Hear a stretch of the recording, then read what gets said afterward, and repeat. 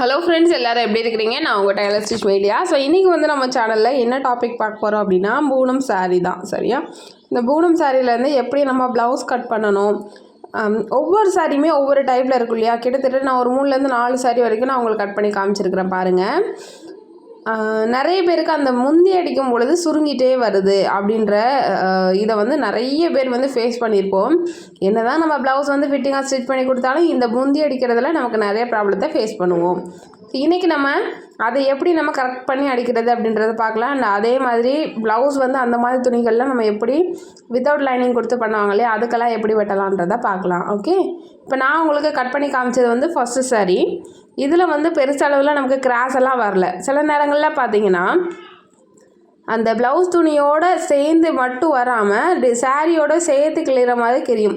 இந்த மாதிரி பண்ணும்பொழுது என்ன ஆகும், நமக்கே ஒரு பயம் வந்துடும். நம்ம வந்து தப்பாக வெட்டிட்டோமா, இல்லை நம்ம கிழிக்கும் பொழுது கிராஸில் போயிடுச்சா, இந்த மாதிரியான ஒரு பயம் வரும். இப்போ நான் ஃபஸ்ட் கட் பண்ண சாரியில் விட அது ஒன்றும் பெருசாக டிஃப்ரென்ஸ் தெரியலன்றதுனால ரெண்டாவது ஒரு சாரீ கட் பண்ணுற பாருங்கள். இந்த சாரியில் கரெக்டாக ப்ளவுஸ் எங்கே கொடுத்துருக்காங்களோ அந்த அளவுக்கு நம்ம வந்து கிழிச்சு இந்த மாதிரி எடுக்கிறோம். இது எடுக்கும் பொழுது பாருங்கள், சாரீ பீஸு கூட சேர்ந்து கொஞ்சமாக வந்து வந்திருக்கு பாருங்கள்.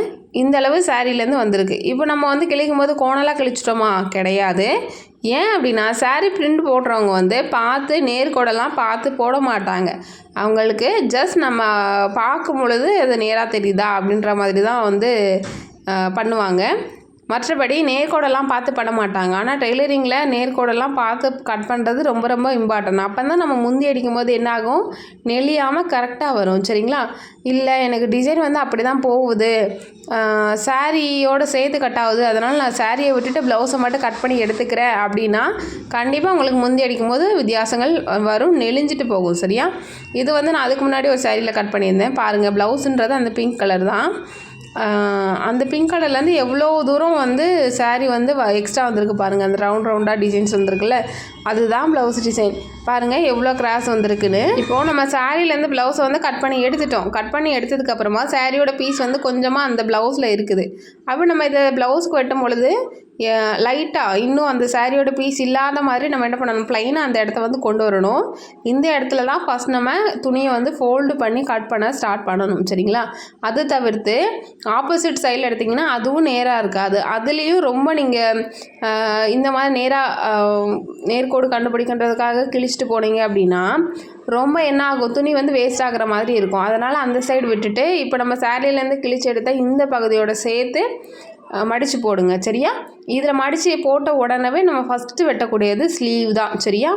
இந்த இடத்துல கண்டிப்பாக நீங்கள் ஸ்லீவ் தான் எடுத்தாகணும். அப்படி இல்லைனா பேக் பீஸ் கூட எடுத்துக்கலாம். சரியா? ரெண்டில் ஏதாவது ஒன்று எடுக்கலாம். ஆனால் பெரும்பாலும் என்னோடய அட்வைஸ் வந்து ஸ்லீவ் தான். சரியா? இப்போ ஸ்லீவ் முடிச்சிட்டோம். ஸ்லீவ் முடிச்சுட்டு அதை நம்ம ஓப்பன் பண்ணிட்டோம் அப்படின்னா அந்த ஃபோல்டு பகுதி இருக்கும், அதில் வந்து நம்ம பேக் கட் பண்ணி எடுத்துக்கலாம். ஸோ பேக் கட் பண்ணும்பொழுது எப்படி கட் பண்ணணும்னா, நமக்கு ஸ்லீவ் கட் பண்ணோம் இல்லையா, ஸோ அதோட மேல் பாகத்திலேயே வந்து நம்ம கட் பண்ணி எடுத்துக்கிற மாதிரி இருக்கும். இதில் வந்து கண்டிப்பாக உங்களுக்கு நேர்கோடு வந்து கரெக்டாக தான் கிடைக்கும். ஏன் அப்படின்னா நம்ம ஸ்லீவை ஒட்டியே மேலே தான் வைக்க போகிறோம். அப்படி வைக்கிறதுனால அந்த டேரக்ஷன் எதுவுமே மாறாது, கரெக்டாக வரும். சரியா? நீங்கள் ஃபோக்கஸ் பண்ண வேண்டியது உங்களுக்கு சைடில் எப்படி இருந்தாலும் பரவாயில்ல, இந்த நம்ம வெட்டுற பகுதியில் கரெக்டாக நேராக துணி இருக்கணும், அவ்வளோதான். இப்போது இந்த பேக்கு ஃப்ரண்ட்டும் வெட்டிட்டோம் அப்படின்னாலே அந்த துணியை நகட்ட வேண்டாம்.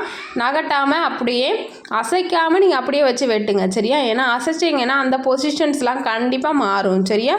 ஸோ அதனால் கரெக்டாக வெட்டுங்க. ஃபினிஷிங்கில் நீங்கள் நேராக வெட்டியிருந்தீங்க அப்படின்லாம் கிராஸ்னால் கரெக்டாக அந்த கிராஸ் கட்டிங்லேயும் அந்த நேர். சரியா? அது கரெக்டாக போட்டிருந்தீங்கன்னா தான் ஃபினிஷிங் வந்து உங்களுக்கு கரெக்டாக வரும். இல்லைனா ப்ளவுஸ் போடும் பொழுது சில நேரங்களில் சுருக்கமாக வரும். அதுக்கு ரீசன், ஒரு ஃபினிஷிங் கரெக்டாக கிடைக்காததுக்கு ரீசனும் இது தான். சரியா?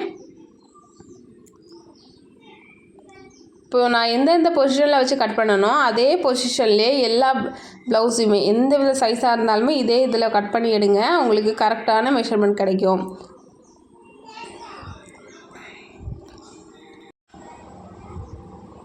அவ்வளோதான், ஃபுல்லாகவே கட் பண்ணி எடுத்துட்டோம். இதே மாதிரியே நம்ம எத்தனை ப்ளவுஸ்னாலும் நம்மளால் இதே பொசிஷனில் போட்டு கட் பண்ண முடியும். பூனம் துணினாலும் ஈஸியாக நம்மளால் ஹேண்டில் பண்ணிக்க முடியும். சரிங்களா? இதே மாதிரி நான் ஒரு 3 ப்ளவுஸ் கட் பண்ணியிருக்கேன் பாருங்கள். இதே மெத்தடில் தான் இப்படி கட் பண்ணிங்கன்னா ப்ளவுஸ் வந்து அந்த நேர்கோடில் கரெக்டாக நமக்கு ஃபிட்டிங்காகவும் வரும். இப்போது இந்த துணியில் வித்தவுட் லைனிங், அதாவது லைனிங் கொடுக்காம இந்த துணியை அப்படியே நம்ம ப்ளைனாக தைக்கணும். பிகினிங் ஸ்டேஜில் லைனிங் கொடுத்து இந்த துணியை தைக்கிறதுங்கிறதே ரொம்ப கடினமான விஷயம். ஆனால் இதை வந்து லைனிங் கொடுக்காம பண்ணுறதுங்கிறது எவ்வளோ நமக்கு பெரிய டாஸ்க்காக இருக்கோ அதுக்கும் ஈஸியான டிப்ஸ் சொல்கிறேன். இப்போ இந்த சாரியிலேருந்து நான் கிழிச்சு எடுத்துக்கிறேன். பாருங்கள் இது எவ்வளோ கிராஸாக வந்திருக்குன்னு. ப்ளவுஸ் துணி நம்ம இப்படி கிழிக்கும் போது என்ன ஆகுது, கம்மியாக வர மாதிரி தெரியும். ஆனால் நமக்கு தேவையான அளவு அந்த ப்ளவுஸ் துணியில் இருக்குது. சரியா? இதில் பாருங்கள், பிரிண்ட்டு பாருங்கள் எந்த அளவுக்கு கிராஸாக போட்டிருக்காங்க அப்படின்றது தெரியும். இப்போ நம்ம வெட்டினது பாருங்கள் அப்படியே ஸ்ட்ரைட்டாக தான் இருக்குது. ஆனால் பிரிண்ட்டு பாருங்கள் இந்த அளவுக்கு கிராஸாக இருக்குது. இந்த சாரியில் உங்களுக்கு நல்லாவே தெரியும் பிரிண்ட்டு. இப்போ கஸ்டமர் வந்து ஒரு சில நேரங்களில் வந்து சொல்லுவாங்க, டிசைன் வந்து நேராக வெட்டலை, கிராஸாக வெட்டிட்டீங்க அப்படின்னு வந்து சொல்லுவாங்க. அப்போ நம்ம வந்து என்ன சொல்லணும், கஸ்டமர்கிட்ட கண்டிப்பாக அதை சொல்லி தான் ஆகணும். இந்த மாதிரி பிரிண்ட் வந்து அதில் கிராஸாக போட்டிருக்காங்க அப்படின்ற மாதிரி நம்ம அதை அவங்கக்கிட்ட நம்ம இதை வந்து எக்ஸ்பிளைன் பண்ணிக்கணும். சரிங்களா? இப்போது இதே கஸ்டமர் வந்து ஒரு நார்மல் ஃபுல் ஆயில் ப்ளவுஸும் ஒன்று கொடுத்துருந்தாங்க. ஸோ அதனால் எனக்கு அது கொஞ்சம் ஈஸியாக இருந்துச்சு. ஃபஸ்ட்டு நார்மல் இந்த ஃபுல் ஆயில் ப்ளவுஸில் நம்ம கட் பண்ணி எடுத்துகிட்டு அதுக்கப்புறமா இதவே நம்ம பேட்டர்னாக வச்சு அந்த ப்ளவுஸில் வந்து நம்ம கட் பண்ணும்பொழுது ஈஸியாக வரும். அப்படி இல்லை அந்த சாரீ மட்டும் தான் கொடுத்துருக்காங்கன்னா நீங்கள் பேப்பர் பேட்டர்ன் போட்டுட்டு அந்த பேப்பர் பேட்டர்னை கரெக்டாக அந்த கிளாத்து மேலே ஃபிக்ஸ் பண்ணிவிட்டு குண்டூசி போட்டுக்கோங்க. குண்டூசி போட்டுட்டு ஃபுல்லாக மார்க் பண்ணிக்கோங்க. மார்க் பண்ணிவிட்டு அதுக்கப்புறமா கையோடவே நீங்கள் அதை கட் பண்ணி எடுத்துருங்க. ஸோ அப்படி எடுத்துட்டிங்கன்னா உங்களுக்கு ஒரு ஸ்டிஃப்னஸ் கிடைக்கும். சரிங்களா? ஓகே, இதில் கரெக்டாக நான் சொன்ன மாதிரி நம்ம சாரீலேருந்து கட் பண்ணோம் இல்லையா, அந்த பகுதியில் ஸ்லீவ் வந்து எடுத்துக்கிறேன். சாரீலேருந்து கட் பண்ண அந்த நேர் பகுதியை 4ஆக மடிச்சுட்டு ஸ்லீவை கட் பண்ணி எடுத்துக்கிறேன்.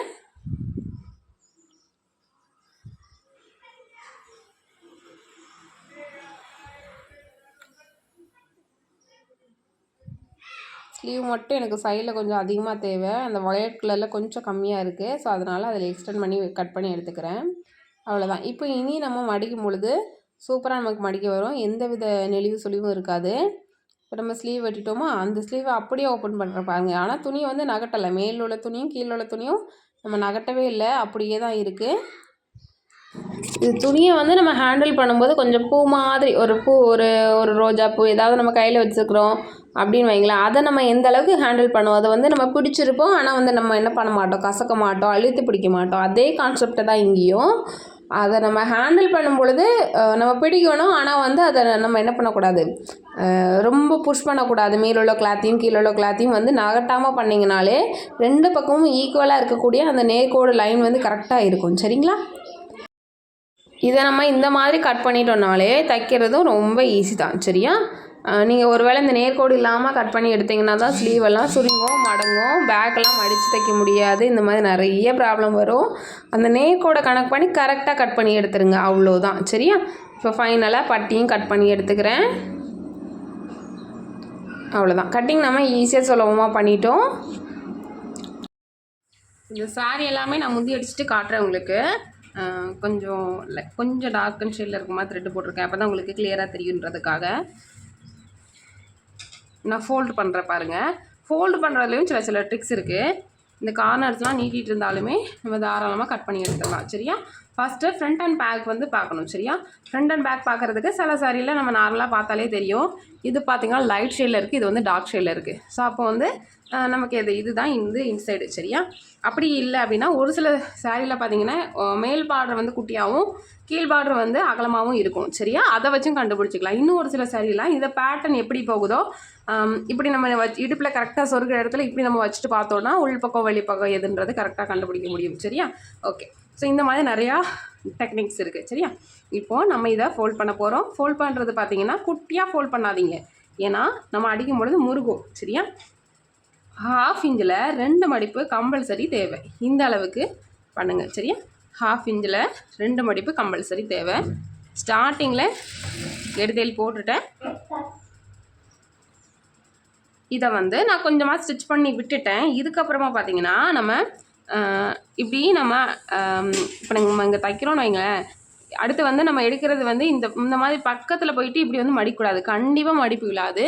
நல்லா தூரமாக இப்போ நான் இங்கே இருக்கிறேன், ஃபுட்டர் இங்கே இருக்குன்னா நான் என்னோட ஹிப்பு கிட்ட வரைக்கும் அந்த ஃபோல்டிங் வந்து நான் என்ன பண்ணியிருக்கேன், ஸ்ட்ரைட்டாக எடுத்து வச்சுருக்கேன். சரியா, எடுத்து வச்சுட்டு இப்போ ஸ்டிச் பண்ணுறேன். ஸ்டிச் பண்ணும்பொழுது முக்கியமாக பின்னாடி ஒரு கையை வச்சு இழுத்துட்டே வாங்க, அப்போ தான் நெளியாது. சரியா, ஸோ இப்போ நம்ம ஸ்டிச் பண்ணி பண்ணும்பொழுது பாருங்கள், இப்போ நான் இந்த அளவு மடித்து வச்சுருந்தேன், ஆனால் தச்சது பாருங்கள் இந்த அளவு தான் தச்சிருக்கேன். ஏன்னா ஃபுல்லாக நீங்கள் தச்சிட்டிங்கன்னு வைங்களேன், இப்போ இந்த இடம் வந்து என்ன இது வரைக்கும் வந்துடும். மறுபடியும் நம்ம பக்கத்தில் போய் இப்படி திருக்குறோம் அப்படின்னா அது நெளிய தான் செய்யும். ஸோ அதனாலவே ஃபஸ்ட்டு என்ன பண்ணிடுறோம், மறுபடியும் எடுத்து வச்சுக்கணும்.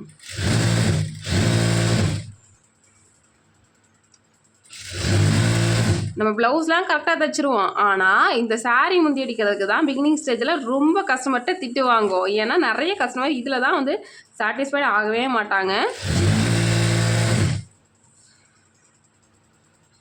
நீங்கள் தைக்கும் பொழுது இழுக்காதீங்க, நெளிக்காதீங்க. சரியா, இப்போ டிசைன் பாருங்கள், இங்கே கீழே வந்து நிறைய வரக்கூடாது. அப்படி வராமல் இருக்கிறதுக்கு வந்து கீழே வர வர என்ன பண்ணணும், இந்த கிளாத்தை வந்து கீழ் பக்கமாக போடாதீங்க, இந்த டேபிள்லேருந்து இப்படி போட்டுக்கோங்க. சரியா, ஸோ போட்டுட்டு இனி நம்ம மடிக்கும் பொழுது வந்து கீழ் பக்கமாக இழுத்து மடிக்காமல் லைட்டாக இந்த பாருங்கள், இதில் லைட்டாக லூஸ் இருக்கா,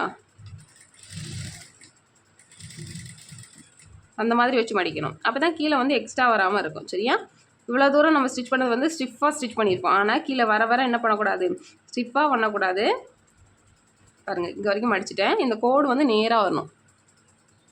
அதுக்கேற்ற மாதிரி இதை நம்ம ஸ்டிச் பண்ண வேண்டியதான். பாருங்கள், எனக்கு எக்ஸ்ட்ரா கொஞ்சம் கூட வரல, நீட்டாக முடிஞ்சிருக்கு பாருங்கள்.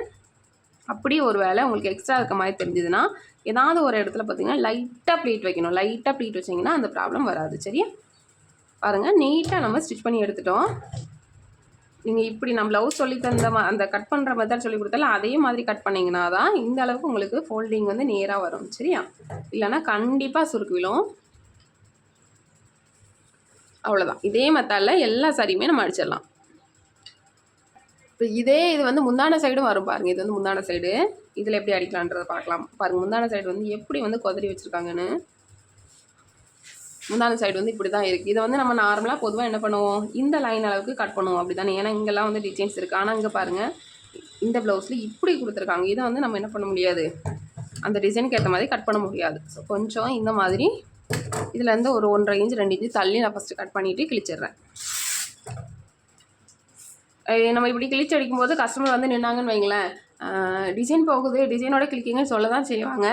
அவங்கக்கிட்ட கண்டிப்பாக நம்ம எக்ஸ்ப்ளனேஷன் கொடுத்து தான் ஆகணும். சரியா, ஏன்னா அதை கிழிச்சாதான் நம்ம வந்து என்ன பண்ண முடியும், அடிச்சடிக்க முடியும். அது சாரீ வந்து உருவாக்குனவங்க பண்ண தப்பு, அதுக்கே டெய்லர் எந்த வகையிலும் காரணம் ஆக முடியாது. சரியா, இப்போ பாருங்கள், இந்த இடம் நீட் ஆகிடுச்சா, ஸ்ட்ரைட்டாக வந்துருச்சா. ஒருவேளை நீங்கள் கிழிக்கும் போது இந்த பிரிண்ட்டுமே வந்து மாறி போச்சு அப்படின்னாலும் அப்படியே தான் அந்த பிரிண்ட் எப்படி போகுதோ அதுக்கேற்ற மாதிரி கட் பண்ணக்கூடாது. நம்ம இந்த மாதிரி கிழிச்சு எடுக்கிறோம்ல, அந்த மெத்தடில் தான் கட் பண்ணணும், எடுக்கணும். சரியா, இப்போது நம்ம முந்தான சைடு கிழிச்சிட்டே பார்த்தீங்களா. அதுக்கப்புறமா நம்ம முந்தி அடிக்கிறது பார்த்தீங்கன்னா முந்தான சைட்லேருந்து ஸ்டார்ட் பண்ணாதீங்க. ஏன்னா இந்த துணியில் பார்த்தீங்கன்னா நம்ம நார்மலாக பார்க்கும்பொழுது ஃப்ரண்ட் அண்ட் பேக் வந்து தெரியாது. சரியா, ஸோ அப்போ நான் என்ன பண்ணேன்னா, நம்ம சாரியோட உள்முந்தி பகுதி இருக்குல்ல, அந்த பகுதியில் வச்சு இந்த சாரியை வந்து என்ன பண்ணுறேன், முந்தி அடிக்க ஸ்டார்ட் பண்ணுறேன். அந்த சைடு தான் நமக்கு முந்தி அடிக்கிறது கண்டுபிடிக்க ஈஸியாக இருக்கும். ஏன் சொல்கிறேன் அப்படின்னா, நம்ம சொருகிறது வந்து எப்படி சொருவோம், ஹிப்பில் இப்படி தான் கம்பல்சரி இப்படி தான் சொருகும், அப்படி தானே. ஸோ இப்படி சொருகிறோம் அப்படின்னா இதில் பாருங்கள், பார்டர் வந்து குட்டியாக இருக்குது, இதில் வந்து பெருசாக இருக்குது. ஸோ அந்த பெரிய பார்டர் வந்து கீழே வரும் அப்படின்றத வச்சு நம்ம கண்டுபிடிச்சிக்கலாம். ஆனால் பேட்டர்ன் வந்து பாருங்கள், நேராக எப்படி போட்டாலும் நமக்கு நேராக தான் வரும். அதனால் பேட்டர்ன் வச்சு இதில் கண்டுபிடிக்க முடியாது, இந்த மாதிரி பார்டர்ஸ் வச்சு கண்டுபிடிச்சிக்கலாம். இப்போ இந்த சைடு நம்ம மடிச்சிட்டோம், கண்டுபிடிச்சிட்டோம் அப்படின்னா நமக்கு முந்தான சைடு இதை பேஸ் பண்ணி அந்த பக்கம் அடிச்சுக்கலாம்.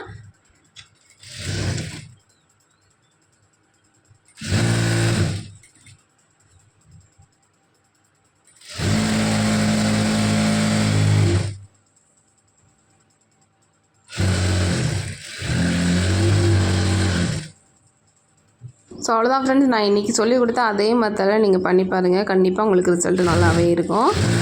வேறு ஏதாவது டவுட்னாலும் கீழே கமெண்ட் பண்ணுங்கள். நான் அடுத்தடுத்த வீடியோஸ் வரும் இல்லையா, அதில் நான் அப்டேட் பண்ணுறேன். இந்த வீடியோ யூஸ்ஃபுல்லாக இருந்திருக்குன்னு நினைக்கிறேன். Next video